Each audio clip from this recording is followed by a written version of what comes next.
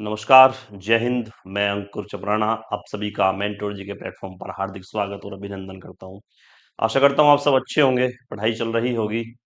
तो आज की ये वीडियो हमारी होने वाली है आरपीएफ जो कांस्टेबल और सब इंस्पेक्टर की जो हमारी पोस्ट फिल हुई हैं, उनसे रिलेटेड जो हमारे एग्जाम डेट अभी कुछ समय पहले न्यूज़ में कटिंग आई थी कि दिसंबर तक इनकी बढ़ने की संभावना है।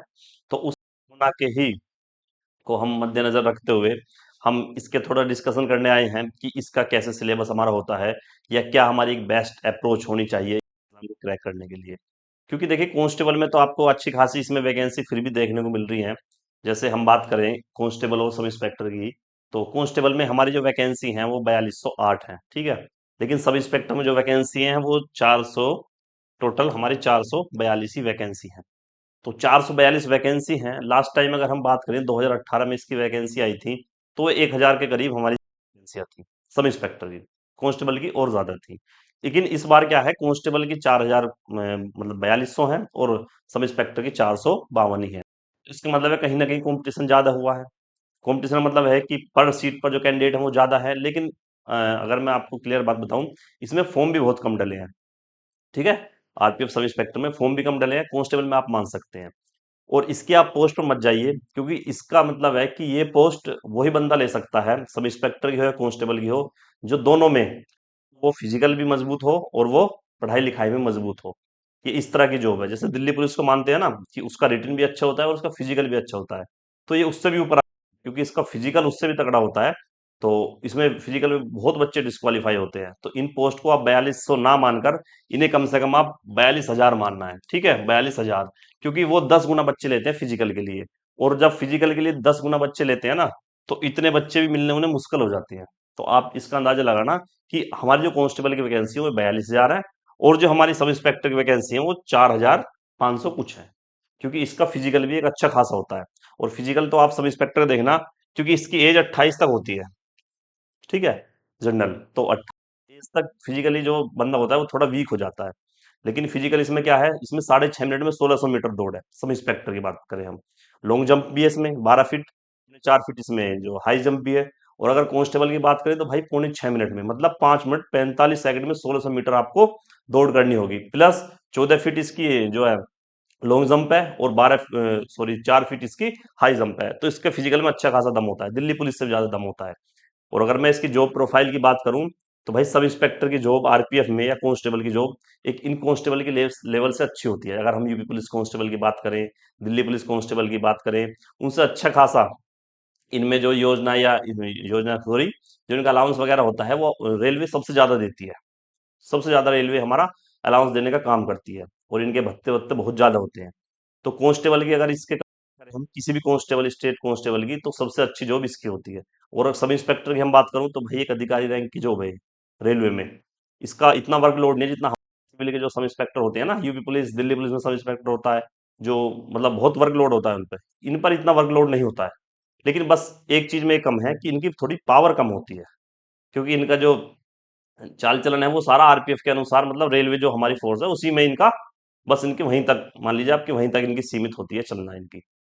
हमारे जो सिविल वाले हैं अपनी कहीं भी चला देते हैं कि मैं वहां दरोगा हूँ, मैं ये हूँ, मैं दिल्ली में दरोगा हूँ, मैं यूपी में दरोगा हूँ, तो वो अपनी चला देते हैं और उनकी चल भी जाती है। आरपीएफ वाले सब इंस्पेक्टर वाले ऐसा नहीं करते हैं, लेकिन इनका वर्कलोड नहीं है, सैलरी भी ज्यादा है और इनकी पोस्ट भी अच्छी खासी है, ठीक है। तो एक जॉब प्रोफाइल की बात करूं तो मैं अगर अदर स्टेट की जो ये की नौकरियों से ज्यादा अच्छी है हमारी आरपीएफ सब इंस्पेक्टर कांस्टेबल की जॉब है। सही है। इस चीज को आप निकाल देना कि आरपीएफ है तो मतलब क्या ही इसमें कुछ होगा, ये सबसे बेस्ट जॉब है। तो इस समय मिल रही है। तो हम इसकी बात करते हैं। देखिए बहुत बच्चे ऐसे हैं कि जिनका फॉर्म नहीं डला इसमें। भाई मतलब मान लीजिए कि बाई चांस उनका फीस जमा नहीं हुई है, कभी उन्होंने लास्ट जो डेट को उन्होंने अप्लाई करने की सोचा है तो साइट बहुत बिजी गई थी। तो इसमें फॉर्म बहुत कम डले हैं। वैकेंसी इसमें ठीक है, इतनी कम नहीं है अगर आप फिजिकल के अकॉर्डिंग देखोगे, ठीक है। फिजिकल में मैंने बताया ना 10 गुना बच्चे पास होते हैं, तो बहुत वैकेंसियां हो जाती हैं। तो इसकी अगर हम थोड़ी सी स्ट्रेटेजी या आपको एक आधार बताइए बताऊं कि अगर हमारा पेपर दिसंबर में भी होता है तो हमें किस रणनीति के हिसाब से इसकी तैयारी करनी है, क्योंकि इसकी कट ऑफ तुम्हें देखने खासी मिलती है। क्योंकि इसमें भाई नॉर्मलाइजेशन होता है। मैं प्रीवियस ईयर से भी इसका कंपेयर करूंगा कि प्रीवियस ईयर इसका जो लेवल था वो कैसा था एग्जाम का, और कट ऑफ कितनी गई थी इंस्पेक्टर की भी और कांस्टेबल की भी, ठीक है। तो हम आगे बढ़ते हैं भाई, इसमें क्या क्या चीजें आती हैं हमारी। भाई इसमें 3 सब्जेक्ट आते हैं, इसमें 3 सब्जेक्ट आते हैं, चाहे वो कांस्टेबल का एग्जाम हो और चाहे वो सब इंस्पेक्टर का एग्जाम हो, ठीक है। कांस्टेबल भी और सब इंस्पेक्टर भी, 3 सब्जेक्ट होते हैं हमारे। पहला होता है हमारा रीजनिंग, दूसरा है हमारा मैथ, और तीसरा है हमारा जीके। इसमें भी सेम है, इसमें भी 3 सब्जेक्ट है। नंबर ऑफ क्वेश्चन सेम है। जैसे रीजनिंग के इसमें होते हैं भाई हमारे, रीजनिंग के होते हैं हमारे इसमें 35 क्वेश्चन, ठीक है, 35 क्वेश्चन। मैथ के भी 35 क्वेश्चन होते हैं, और जीएस के होते हैं 50 क्वेश्चन। तो टोटल कितने हुए? टोटल हुए हमारे 120 क्वेश्चन, ठीक है। 120 क्वेश्चन टोटल हुए, इसमें भी 120 क्वेश्चन हमारे टोटल होते हैं। और टाइम जो मिलता है हमें इसमें, बेटा वो टाइम मिलता है केवल 90 मिनट, ठीक है, 90 मिनट हमें टाइम देखने को मिलता है। इसका मतलब है कि जिस भी एग्जाम में आपको टाइम थोड़ा कम देखने को मिले, इसका मतलब है कि उसका जो पेपर का लेवल है वो इतना हार्ड नहीं होता है। उसमें जो हमारी एक्यूरेसी और एफिशिएंसी, या आप बोल लीजिए कि स्पीड, उसमें हमारी ज्यादा वेरी करती है। जिसकी ज्यादा स्पीड होगी वो इतना ही ज्यादा हमारा अटेम्प्ट करेगा, वो इतना ही हमारा नजदीक सिलेक्शन के होगा। तो इसमें 90 मिनट का मतलब है कि भाई 70 क्वेश्चन तो हमारे यही हो गए हैं मैथ और रीजनिंग के। तो अगर ऑनर एवरेज अगर 1 मिनट में एक क्वेश्चन होता है तो भाई 70 मिनट तो ये जाते हैं। और आपको पता है कि मैथ और रीजनिंग में हो सकता है सारे सवाल ही इजी ना हो, 5-5 6-6 सवाल इसमें भी अच्छे खासे हो, और होते भी हैं। भाई मैथ में भी 4-5 सवाल अच्छे होंगे, और 4-5 सवाल रीजनिंग में भी अच्छे होंगे। तो मतलब ये है कि जीके के लिए आपको बस मैक्सिमम 10 मिनट मिलती हैं, तो 10 मिनट में हमें इसको 50 क्वेश्चन अटेम्प्ट करने होते हैं। तो इसमें जो सबसे ज्यादा डिमांड है वो टाइम की है भाई। अभी आप यूपी कांस्टेबल का देखा आए हो, उसमें टाइम की इतनी शॉर्टेज नहीं थी जितनी इसमें है, लेकिन उसमें लेवल ज्यादा था। अब इस बात को मान के चलना है, जो उसका मैथ का लेवल था ना, आप मान लीजिए कि इसका मैथ का लेवल वही है, क्योंकि सिलेबस बिल्कुल सेम है। उसमें भी अर्थमेटिक जो मैथ पूछा जाता था हमसे, और इसमें भी अर्थमेटिक पूछा जाता है। रीजनिंग भी इसमें जैसी हमारी एसएससी पूछती है उसी लेवल की हमारी इसमें रीजनिंग पूछी जाती है। इसमें नेगेटिव मार्किंग है भाई 1/3 की, ठीक है, 1/3 की इसमें नेगेटिव मार्किंग होती है। 120 क्वेश्चन 90 मिनट, ठीक है, 3 सब्जेक्ट हमारे देखने को इसमें मिलते हैं। समझ रहे हो? अब बात करते हैं हम इसके स्टडी प्लान की, या इसको हमें कैसे पढ़ना है, या जीके का हमारा सबसे पहले क्या सूत्र होना चाहिए। जीके क्या, मैं उससे पहले अभी मैथ की बात करता हूँ कि मैथ्स को हमें इसको कैसे देखना है। मैथ की मैंने भाई अभी बताई आपको। मैथ में इसमें सिर्फ अर्थमेटिक पूछा जाता है। अर्थमेटिक का मतलब समझते हैं? Number system, LCM, HCF, ages, partnership, profit loss, time and distance, time and work, ये चीजें हमारी 2D 3D भी उसमें आ जाती है। तो ये हमारी अर्थमेटिक होती है, सही है, एडवांस नहीं आती है। ट्रिग्नोमेट्री, अलजेब्रा, या आप बोल लीजिए हाइट एंड डिस्टेंस, ये हमारी चीजें उसमें नहीं आती हैं। अर्थमेटिक मैथ इसमें आता है, 35 क्वेश्चन आते हैं, 35 क्वेश्चन। भाई एक चीज और मैं क्लियर कर दूं, अगर आपने अभी से तैयारी शुरू करी है इसकी करनी, तो भाई आप इसको रहने दे, जब ही अच्छी बात होगी आपके लिए, ठीक है। आप किसी और भर्ती के मूव कर सकते हो, क्योंकि भाई इसमें कंपटीशन थोड़ा अच्छा खासा मिलता है। मैंने बताया ना, वैकेंसी, नंबर ऑफ वैकेंसी कम होती है, और केंद्र सरकार की नौकरी होती है, तो इसमें फॉर्म भी, मतलब जो कंपटीशन होता है उसमें ज्यादा होता है, ठीक है, एज कम्पेयर टू स्टेट जो हमारे एग्जाम हुए जैसे यूपी पुलिस हुआ है, उससे घना ज्यादा इसमें कंपटीशन होता है। तो ये बिगिनर्स के लिए नहीं है। पहली बात, अगर आपकी अच्छी खासी तैयारी है और कंटिन्यू है, जैसा आप यूपी के दे के आए हो एग्जाम, और आपने निरंतरता जो बनाई रखी है, तो आपके लिए अच्छी जॉब है, कोई दो राय नहीं है। तो उन बच्चों के लिए है भाई कि जिसका अपना बेस मजबूत है। अब मैं आपसे बोलूं कि आप पे मैथ भी नहीं आता है, तो बेहुदी बात है कि आप इसे क्रैक कर लोगे, भाई आपसे नहीं होगा ये। अगर आपका मैथ आप बेसिक क्लियर नहीं है, या आपने मैथ नहीं कर रखा है, तो अब इसको शुरुआत करने में इसका कोई फायदा नहीं है। आप इस वैकेंसी को स्किप करें और दूसरी वैकेंसी तरफ मूव कर सकते हैं। सच्चाई भाई ये है, ठीक है। मैं आपसे नहीं बोलूंगा किसी कोर्स को ले लो, या आप इस क्लास को ज्वाइन कर लो, या लाइव क्लासेस ले लो। किसी के लिए मैं नहीं बोलूंगा ना, मैं आपको बोलूंगा आप 12 घंटे पढ़ सकते हो, 14 घंटे पढ़ सकते हो, नहीं। जो ह्यूमन की एफिशिएंसी है उसके अकॉर्डिंग आप मैथ को अब शुरू करोगे तो उसमें परफॉर्म नहीं कर पाओगे, सीधा सीधा मतलब ये है। अगर हमारे दिसंबर का एग्जाम का टारगेट है, तो दिसंबर के भाई 3 महीने बचे हैं, ठीक है, 4 महीने लगभग। तो आप क्या ही उसमें 3-4 महीने में मैथ पूरा करोगे, या जीएस पूरा करोगे, या रीजनिंग पूरा करोगे, ठीक है। तो मैं इसलिए बोल रहा हूँ भाई बिगिनर्स के लिए नहीं है। अगर आपकी मैथ पहले से ही कंप्लीट है तो बहुत बढ़िया बात है, आप तब इसकी तरफ मूव कर सकते हैं। तो मैथ का सिलेबस की बात करें तो अर्थमेटिक आती है भाई। रीजनिंग की बात करें तो रीजनिंग का भाई सिलेबस सबका सेम ही होता है। आप मान के चलना जो हमारी एसएससी की रीजनिंग होती है, बिल्कुल उसके इक्वल आप इसको मान सकते हैं कि उसके रीजनिंग इसमें आती है। अब बात करते हैं हम जीके की, ठीक है, जीके जीएस। भाई सबसे मेन पॉइंट और सबसे जो ज्यादा दिक्कत वो यही करता है, जीके और जीएस। इसमें 50 क्वेश्चन आते हैं भाई, 50 क्वेश्चन, जिससे बालक सबसे ज्यादा डरता है। तो सबसे मेन जो अप्रोच है हमारी वो इसको करने की है। उसके बाद मैथ और रीजनिंग को देखते हैं। ठीक है। तो भाई जीएस की अगर मैं ऐसी बात बताऊं आपको कि जीएस कभी आपने किसी नोट से पढ़ा हो या आपने कभी कोई पेड कोर्स लिया हो, किसी का भी पेड कोर्स लिया हो, मैं किसी भी ऐसे प्लेटफॉर्म का नाम नहीं ले रहा कि उसका अच्छा है उसका बुरा है, किसी भी प्लेटफॉर्म का आपने पेड कोर्स लिया तो उन्होंने मेहनत उस पर करी है, जाहिर सी बात है। तो अगर आपने पेड कोर्स ले रखा है या आपके पास नोट्स हैं, किसी भी लेवल के नोट्स हैं, मैं ये नहीं कह रहा आपको पीसीएस लेवल के नोट्स हैं या सब इंस्पेक्टर लेवल के नोट्स हैं, लेवल तो कुछ होता ही नहीं है, लेकिन आपके पास कुछ है, मामला आपके पास जीएस में लिखा हुआ, आपके पास अगर हैंड रिटन नोट्स हैं या पेड कोर्स की पीडीएफ वगैरह है या आपके पास कोई बुक है, अगर आपने वो पढ़ रखी है पहले से ही, तो प्लीज आप उनको 2 बार पढ़ें, 3 बार पढ़ें, 4 बार पढ़ो कम से कम। ठीक है। मैं ये नहीं बोलूंगा कि आपके पास अगर नोट्स हैं जीएस के, यू कंप्लीट जीएस उसमें होनी चाहिए, जीएस मतलब इसमें हिस्ट्री भी होनी चाहिए, पॉलिटी भी होनी चाहिए, ज्योग्राफी, इकोनॉमिक्स और ये करंट वगैरह तो अलग से बताऊंगा मैं आपको।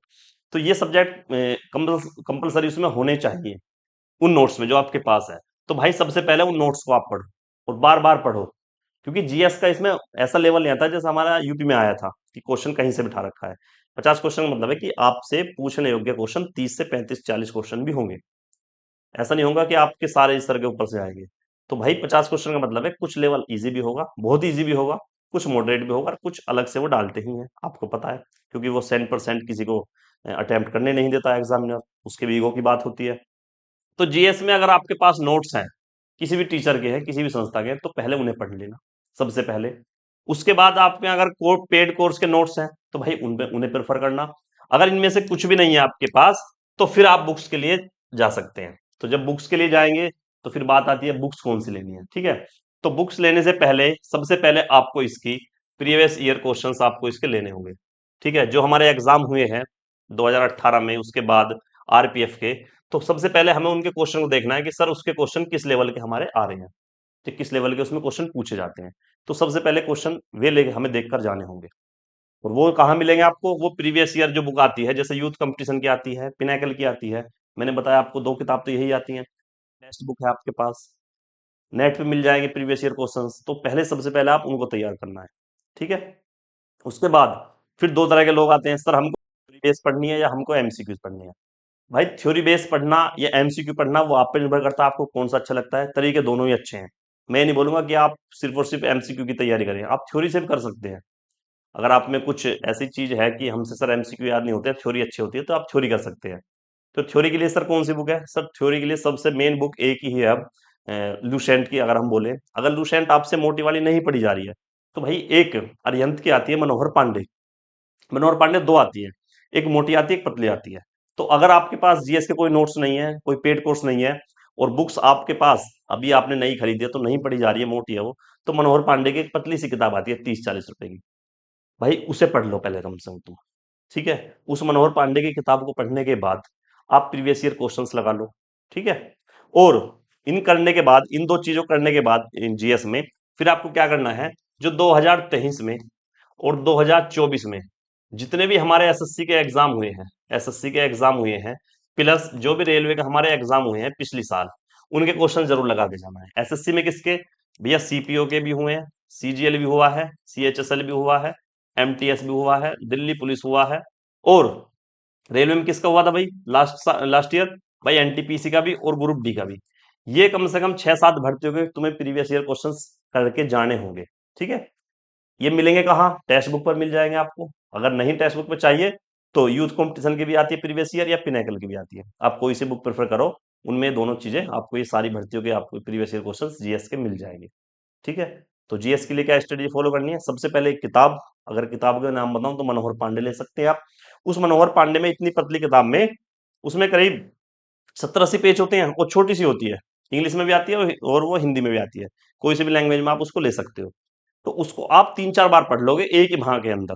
ठीक है। और उसमें सारे सब्जेक्ट होते हैं, देखो कितनी अच्छी बात है, history, polity, geography, economics, biology, और कंप्यूटर भी, फिजिक्स भी, केमिस्ट्री भी, करंट भी होता है, करंट भी होता है उसमें। तो आप मनोहर पांडे को पढ़ सकते हो, अगर आपको कहीं भी कोई सी किताब पढ़ने की आपकी क्षमता नहीं है अब, कि सर वो तो मोटी किताब है हमसे अब नहीं पढ़ी जाएगी, तो आप मनोहर पांडे पढ़ सकते हो। मनोहर पांडे के पढ़ने के बाद एक पिछले साल में जो भी एसएससी के एग्जाम हुए हैं 4 5, ये प्लस जो रेलवे के एनटीपीसी और ग्रुप डी जो हमारे एग्जाम हुए हैं वो, और क्या, और सर जो हमारे आरपीएफ की मैंने बताई थी ना प्रीवियस ईयर जो था, आरपीएफ कांस्टेबल और सब इंस्पेक्टर के, इतना सारा मटेरियल आपको जीएस में कम से कम तैयार करना होगा भाई, कम से कम, क्योंकि जीएस को आपको 50 में से 30 प्लस जरूर करना होगा, तभी आप मेरिट में आ पाओगे भाई, सीधी सीधी बात है। मैं इसमें ये नहीं बोलूंगा कि इसमें इतना कंपटीशन है या उतना कंपटीशन है, विवाद होता है फिर उसी बात पर, लेकिन इसमें कंपटीशन अच्छा है, ठीक है। और आपको पता है वैकेंसी कम है तो भाई मेरिट ऊपर जाएगी, इस बात से मत घबराना सर पेपर ऊट पटांग आ गया, तो भाई अगर पेपर ऊट पटांग आ गया है ना, तो इसका मतलब है मेरिट फिर डाउन जाएगी, ठीक है, मेरिट उसी हिसाब से डाउन जाएगी। एक मिनट होल्ड करना है, ठीक है। तो इस चीज से आपको नहीं घबराना है कि सर इसकी तो मेरिट, अब क्या होगा सर, इसने तो हमारे लेवल अलग कर दिया है, हमसे अटेम्प्ट नहीं हो पाया है। अगर अटेम्प्ट नहीं हुआ है, आप मान लेना कि सब किसी का भी नहीं हुआ है, ये तो होगा हमारा जीएस की बात। अब हम बात करते हैं next, current affair. Current affair, भाई करंट अफेयर में भी दो तरह के बच्चे हैं, जो बोलते हैं सर हमें बुक से अच्छा लगता है, ठीक है, सर बोलते हैं हमें यूट्यूब से या हमें पीडीएफ से अच्छा लगता है। तो मैं दोनों की बताऊंगा, हिंदी मीडियम और इंग्लिश मीडियम की बताऊंगा। अगर आपको किताब से ही पढ़ना है तो आपको सबको पता है स्पीडी आती है, ठीक है, या एक एडुटेरिया के नाम से एक और करंट अफेयर आती है, उसमें ज्यादा डीप हो जाता है, आप स्पीडी प्रेफर कर सकते हो, ठीक है। ये होगी जिन्हें बुक से ही पढ़ना है करंट अफेयर। सर कितने माह का पढ़ना है, भाई ज्यादा नहीं पढ़ना है आपको, पिछले 6 महीने का आपको बढ़िया तरीके से पढ़ना है, पिछले 6 महीने का कोशिश करनी है कि जनवरी 2024 से आपको ये चीजें कवर करनी होगी, और पिछले 6 महीने का आपको अच्छे से पढ़ना होगा, ठीक है। और जनवरी तक आप क्या करोगे कि मंथली कहीं से पढ़ लो, यूट्यूब से पढ़ लो या किसी पीडीएफ से पढ़ लो, जनवरी फरवरी मार्च और अप्रैल मई जून जुलाई अगस्त, मतलब ये है कि जून जुलाई से फिर अब दिसंबर तक का डीप पढ़ना पड़ेगा आपको, बुक से पढ़ लो। और जनवरी से जुलाई तक कैसा करना है, यूट्यूब से कर लो या किसी पीडीएफ से कर लो, या अगर आप पढ़ सकते हो डीप तो भाई जनवरी से वो दिसंबर तक का पढ़ लो, लेकिन उसमें इतना फायदा नहीं है, ज्यादा टाइम वेस्ट हो जाएगा आपका, सही है। और एक बात और मैं आपसे क्लियर कर दूं कि भाई इसमें आप अगर 1 घंटा रोज, 1.5 घंटा रोज करंट अफेयर पढ़ोगे तो आप बैकफुट पर जाओगे, ध्यान रखना है, ठीक है। आपको 1.5 2 घंटा डेली करंट अफेयर को नहीं देना है प्लीज। आप हफ्ते में 2 घंटा दे सकते हो, लेकिन डेली 1.5 घंटा देना बिल्कुल बेहूद, सही है, चाहे वो किसी भी सर की क्लास हो। मैं भी समझ रहा हूँ आप ये समझ रहे हो कि सर उन सर को आप मना कर रहे हो, ये कर रहे हो, भाई अच्छा पढ़ाते हैं, ठीक है, सारी बातें हैं, लेकिन जब आप अलग से पढ़ रहे हो ना, तो फिर आपको जीएस करंट अफेयर पढ़ने की जरूरत नहीं है। करंट अफेयर को करंट अफेयर ही रहने दो, मैं पहले से ही बोलता हूँ, करंट अफेयर के साथ जीएस मिक्स मत करो, क्योंकि उसमें नहीं हो पाएगी आपसे कवर। जीएस के लिए आपको अलग से ही पढ़ना होगा, अलग से बुक्स या यूट्यूब से आपको पढ़ना होगा, पेड कोर्स के माध्यम से पढ़ना होगा। ऐसा नहीं है कि 1.5 घंटा की मेरी क्लास है तो मैं बोलता हूँ करंट अफेयर भी होगा प्लस स्टैटिक जीके भी होगा प्लस ये भी होगा, भाई वो प्लस कुछ नहीं होता, वो सारा माइनस ही हो जाता है, सही है। तो जीएस आपको अलग से कवर करनी है, और करंट आपको अलग से करनी होगी। करंट का भी अच्छा खासा वेटेज इसमें देखने को मिलता है, 6 7 क्वेश्चन मिलते ही मिलते हैं। फिर बात करते हैं यूट्यूब की। तो भाई तुम्हें पता है, मुझे भी पता है कि किसी का ऐसे मैं नाम तो लेता नहीं हूँ, लेकिन जब आपके हित की बात आती है तो दो यूट्यूब चैनल जो मैं भी प्रेफर करता हूँ और जो मुझे जानते हैं उनको मैंने कई बार बता रखा है, उनको रिजल्ट भी मिलता है उनसे, ठीक है। उनको आप देख लेना, एक तो यूट्यूब चैनल है भाई सबसे पहला, सीडीएस जर्नी के नाम से है, अनुराग सर है उसमें, ठीक है। और दूसरा है हमारा इंडोलॉगस, इंडोलॉगस, ये दोनों हमारे, ये चैनल हमारा एसएससी के लिए फेमस है बहुत ज्यादा, और ये हमारा सीडीएस के नाम से तुम्हें पता ही होगा। लेकिन भाई इनका कंटेंट ऐसा है कि आप इनके करंट अफेयर पढ़ के जाओगे ना तो कहीं भी मार नहीं खाओगे, मुझे इतनी पता है बस। अगर मैं अपने ऊपर अप्लाई करके देखूं, तो जब से ये यूट्यूब चैनल से मैं करंट अफेयर पढ़ता हूं, तो ना तो मैंने आज तक बुक पढ़ी है ना कुछ पढ़ा है, अगर 6 क्वेश्चन आए हैं तो 5 की गारंटी ये लेते हैं।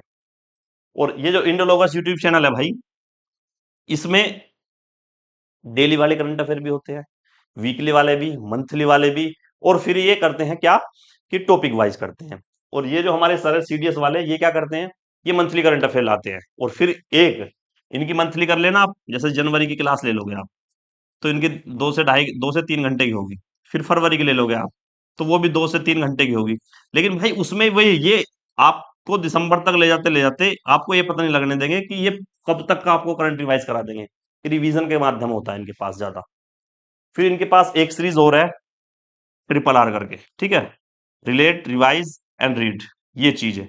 इसकी आप पीडीएफ निकलवा लेंगे टेलीग्राम ग्रुप से, इस पीडीएफ को आप अपनी डेस्क पर रख लेना और उसे पढ़ लेना, छोटी पीडीएफ होती है उसमें कोई दिक्कत नहीं है। समस्या ये है बेटा कि ये सिर्फ इंग्लिश में होती है, ठीक है, ये इंग्लिश में होती है। ये बोलते हिंदी में, लेकिन इनकी जो लैंग्वेज है वो लिखित रूप में वो इंग्लिश है। तो इंग्लिश वाले बच्चे इसे फॉलो कर सकते हैं और हिंदी वाले बच्चे इन्हें फॉलो कर सकते हैं। ये बाइलैंग्वेज है, इनकी कोई दिक्कत नहीं है। सही है, करंट अफेयर की दिक्कत खत्म हुई। उसके बाद हम बात करते हैं भैया मैथ की। मैथ्स की, मैथ्स एडवांस आता है सिर्फ, आपने पढ़ रखा होगा आई होप। नहीं पढ़ रखा है तो अब पढ़ने का टाइम नहीं है भैया, ठीक है। रिवाइज करना हो तो रिवाइज के लिए मैंने सबसे अच्छी चीजें बताई थी आपको। रिवाइज के लिए अगर आपके पास नोट्स नहीं है, अगर कोई सा भी आप एग्जाम दे रहे हो, तो राकेश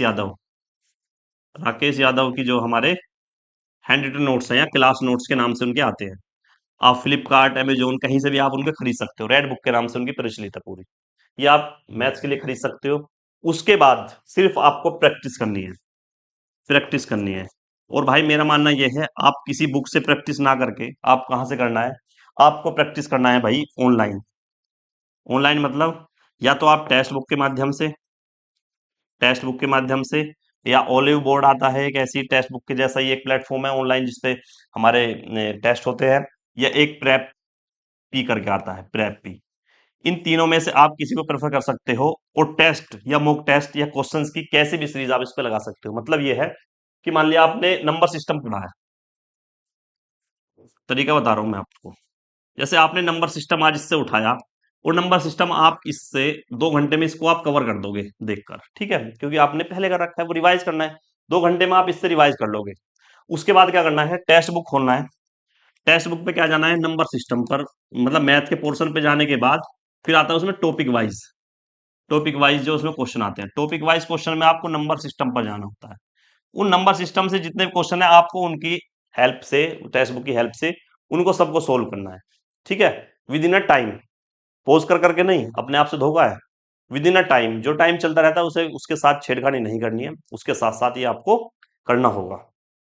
और एक दिन में एक चैप्टर आप कर सकते हो, कोई दिक्कत, ज्यादा बड़ी बात नहीं है, क्योंकि नंबर सिस्टम के आपने अगर 35 से 40 क्वेश्चन भी कर लिए ना तो बहुत है, ठीक है। नेक्स्ट डे दूसरा चैप्टर लो, ये खत्म हो जाएंगे हमारे 12 से 13 दिन में, इतने ही हमारे टॉपिक है इसमें। 12-13 दिन के बाद फिर रिपीट होंगे, क्योंकि अभी तो 3-4 महीने आपके पास, कई बार रिपीट होंगे। तो मैथ के लिए यही करना है आपको भाई, कि या तो आपके पास कोई क्लास नोट्स हो, या आपके पास कोई ऐसा सोर्स लिखी हुई हो आपके पास कि आप उसे बहुत जल्दी करके रिवाइज कर ले। कोई ऐसे कंसेप्ट, कैसे फॉर्मूले की बुक हो आपके पास।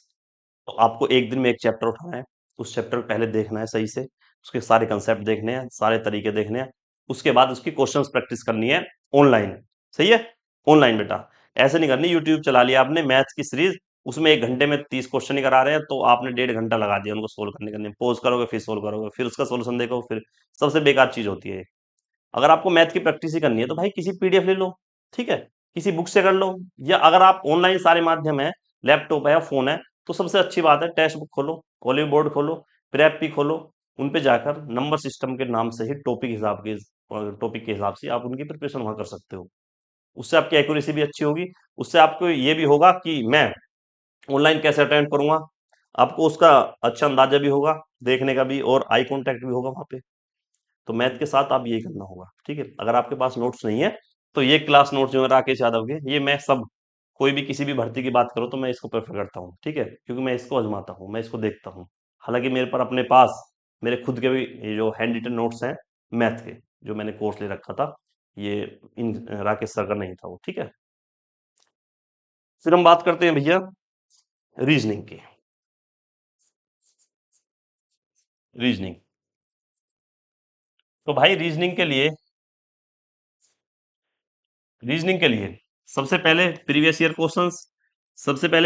क्वेश्चन किसके सर, भाई एसएससी के लगाओ, ठीक है।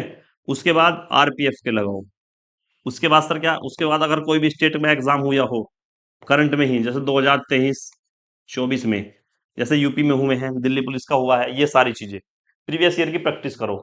और जब आपको प्रैक्टिस सेशन में ये लगे कि मेरा ये टॉपिक थोड़ा वीक है, मान लिया आपको लगा मेरी ये जो नंबर सीरीज है या कंप्लीट द सीरीज है, ये थोड़ी वीक है, तो मैं इसके लिए आपको एक यूट्यूब चैनल और प्रेफर करता हूँ और सजेस्ट करता हूँ, E1 कोचिंग सेंटर है, ठीक है, E1 कोचिंग सेंटर।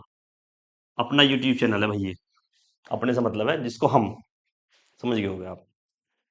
इस पर क्या है कि जो नंबर सीरीज है, हमारे टॉपिक है, कंप्लीट द सीरीज है, उनकी 3 से 4 घंटे की वीडियो है। और एसएससी के या जो भी करंट के अच्छे लेवल के क्वेश्चन है, उनकी प्रैक्टिस करा रखी है भाई। इजी लेवल तो आप कर ही लोगे जब आप तैयारी में हो। तो अच्छे लेवल तैयारी के लिए आप इसको प्रेफर कर सकते हैं, इन वीडियो को आप देख सकते हैं, जो सब टॉपिक आपका वीक है। ठीक है। और उसके बाद बाकी प्रीवियस ईयर आपने लगाए लिए हैं। और फिर अपनी क्या जिंदाबाद, टेक्स्ट बुक आपकी जिंदाबाद है, टेक्स्ट बुक पर आप टेस्ट लगाओ। ये चीजें थी। अब मैं बात करूं भैया थोड़ी बहुत कट ऑफ की, तो कट ऑफ आप ये लगा लीजिए, जो सब इंस्पेक्टर कट ऑफ थी लास्ट ईयर, उसमें लगभग 1000 प्लस वैकेंसियां थी। ठीक है। तो 105 के आसपास, 103 के आसपास उसकी कट ऑफ गई थी। ठीक है। कितने में से? 120 में से। सही है भैया। इतनी ज्यादा गई थी सर? हाँ भैया, इतनी ज्यादा गई थी। आपको भाई दो सब्जेक्ट तो ऐसे करने होंगे, मैथ प्लस रीजनिंग, कि अगर 70 नंबर के दोनों आ रहे हैं ना, तो भाई 65 प्लस तो आपको हर हाल में करने होंगे। अब आप देख लीजिए, आपकी मर्जी है आप इनको कितना अच्छे से कर पाते हैं। तरीका मैंने बता दिया आपको, जो तरीका बताया उसमें 70 में से 70 की गारंटी मैं लेता हूँ कि इतने उस तरीके से आ जाएंगे जिस तरीके को मैंने बताया है। ज्यादा सोर्स अपने पास ना रखें, ज्यादा किताबें अपने पास ना रखें, ज्यादा नया कुछ पढ़ने की कोशिश ना करें।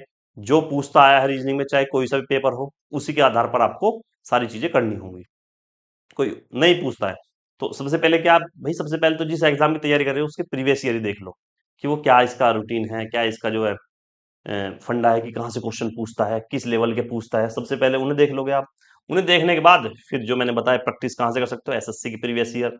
फिर उनमें आपको पता लगेगा प्रैक्टिस सेशन में कि सर मेरे तो ये टॉपिक जो हर बार रॉन्ग हो रहा है या मेरा वीक है। तो उसके लिए रीजनिंग के लिए इवन जो कोचिंग सेंटर है, इवन कोचिंग सेंटर यूट्यूब है, उसकी प्ले लिस्ट में जाइए आप, रीजनिंग की में, और उस टॉपिक को डालिए। विशेष उस टॉपिक के ऊपर वीडियो होगी, 3 से 4 घंटे की वीडियो होगी एक। उसमें अच्छे लेवल के क्वेश्चन होंगे, आप वहां से कवर कर सकते हो। सही है। मैथ के लिए क्या सर, मैथ के वही राकेश यादव क्लास नोट्स उन्हें पढ़ो, प्रैक्टिस करो ऑनलाइन। कोशिश करना है प्रैक्टिस ऑनलाइन हो, टेस्ट ऑनलाइन हो, ऑफलाइन चक्कर में मत पड़ना बिल्कुल भी। फोन हो बहुत अच्छी बात है, लैपटॉप ना हो, अगर लैपटॉप हो तो और ज्यादा अच्छी बात है। ठीक है, लैपटॉप से आप टेस्ट लगाओ। मेन चीज रखनी है कि लेवल पर मत जाना। लेवल इसका हार्ड नहीं आता है भाई, लेकिन इसकी जो जो मानते हैं ना कि स्पीड, स्पीड इसकी निर्भर करती है। इसमें स्पीड बनानी होगी आपको। 120 क्वेश्चन जो आपको 90 मिनट में करने होंगे। सही है। और प्लस इसके नेगेटिव मार्किंग अच्छी खासी है, वन वन फोर्थ की नहीं है, इसमें वन थर्ड की है। 3 पर 1 जाता रहेगा। बाकी दिल्ली पुलिस, यूपी पुलिस में तो एक 1/4 की है। और जीडी में तो ना के मात्र ही है, 1/8 की है। सही है। तो अगर आपको ये चीज अच्छी लग रही है, इसको आप 1 महीना कम से कम फॉलो करके देखना। करंट अफेयर के लिए मैंने भाई बता ही दिया है, वहां से कर लेना है। जेन्युइन तरीके से बता रहा हूँ, जैसे हम तैयारी करते हैं, जैसे बच्चों को बताई जाती है। तो इस चीज को अगर आपको कुछ फायदा मिले तो कमेंट बॉक्स में लिखना। अगर और कोई क्वेरी हो तो भी कमेंट बॉक्स में लिख के मुझसे पूछ सकते हो आप। ठीक है। अगर आपके दिमाग में कोई नेगेटिव विचार आ रहे हैं ना, तो भी आप बता सकते हो, मैं उसे डाउट को क्लियर कर दूंगा। सही है। और बाकी डिस्क्रिप्शन में सब चीज का लिंक है, वहाँ आप पर्सनली मैसेज कर सकते हो, टेलीग्राम पर, व्हाट्सएप पर। और मुझे इसमें इंस्टा पर फॉलो कर सकते हो, अंकुर चपराना के नाम से आईडी है, वहाँ मैसेज करके मैं डायरेक्ट आपको रिप्लाई दूंगा। ठीक है। तो भाई वीडियो को ज़्यादा से ज़्यादा शेयर करनी है। ये वीडियो सब उस बंदे के पास पहुंचानी है। ये आपकी जिम्मेदारी है जो इस चीज़ से थोड़े वंचित हैं कि उनको तैयारी कैसे करनी है, आरपीएफ की उनकी अपकमिंग वैकेंसी के जो एग्जाम है उसके लिए। ठीक है। तो दोस्त मिलते हैं अगली वीडियो में बहुत जल्द। और एक और स्पेशल अनाउंसमेंट आप कर दूं कि कल क्या तारीख है? कल है भाई हमारी तारीख 17। भाई 18 में हमारी एक ऐसी वीडियो आने वाली है जिसका मतलब जिसको देखकर आपको सुकून मिलेगा बहुत ज्यादा। जो मार्केट में जो गंद फैलाई जा रही है ना कट ऑफ को लेकर यूपी को, उस कट ऑफ की ऐसा भांडा फोड़ करूंगा मैं कि जितने बड़े बड़े यूट्यूबर है ना, उनका सबकी पोल खोल के रख दूंगा कि वो किस इस तरह की बच्चों के साथ चीट करते हैं वो। ठीक है। कैसे उन्हें गलत राह दिखाते हैं। तो भाई उस सेशन में जरूर ना भूलें, वो लाइव सेशन होगा हमारा और बहुत बड़ा इवेंट होने वाला है। आप सब लोगों की सहयोग की और मदद की जरूरत है। ठीक है। प्लीज उसको सक्सेसफुल कराइए। तो मिलते हैं नेक्स्ट वीडियो में, जब तक के लिए जय हिंद जय भारत।